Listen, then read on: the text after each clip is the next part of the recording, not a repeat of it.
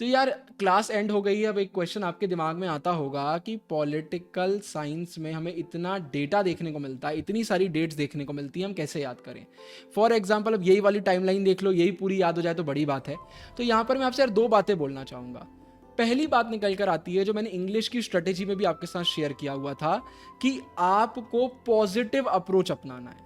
या तो ग्लास को हाफ फुल देख लो या फिर हाफ एम्प्टी देख लो। तो ये मत बोलो कि इतना सारा डेटा कैसे याद होगा, ये बोलो कि इतना सारा डेटा में से देखते हैं कितना याद हो सकता है। तो थोड़ा सा ना पॉजिटिव अप्रोच, क्या होता है जब हम थोड़ा सा पॉजिटिव अप्रोच अपनाते हैं ना तो मन होता है काम करने का। अब आप बोलोगे यार 100 डेट में से मुझे सिर्फ 90 ही याद हुई, 10 अभी भी नहीं हुई, तो नेगेटिव अप्रोच है। लेकिन आप क्या बोलोगे, यार मुझे 100 में से 90 याद हो गई, 50 याद हो गई, 40 याद हो गई, तो एक पॉजिटिव अप्रोच निकल के आती है। इसके बाद दूसरे पॉइंट में, ए पॉइंट में जो शेयर करना चाहूंगा वो है रिवीजन। मल्टीपल टाइम्स रिवीजन, जितनी बार आप रिवीजन करोगे आपका उतना प्रॉफिट होने वाला है। बार बार बार बार बार बार रिवीजन करो, ठीक है। इसमें फिर बी पॉइंट निकल के आता है क्रोनोलॉजी।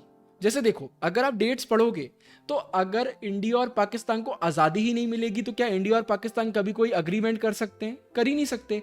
तो जब आप एक क्रोनोलॉजिकल ऑर्डर में याद करोगे तो आप एग्जाम में सही आंसर लिख पाओगे सीओटी में। तो क्रोनोलॉजिकली आपको याद करने की बहुत बहुत ज़्यादा ज़रूरत है। और इसके बाद आखिरी पॉइंट निकल के आता है अटेम्प्ट करो।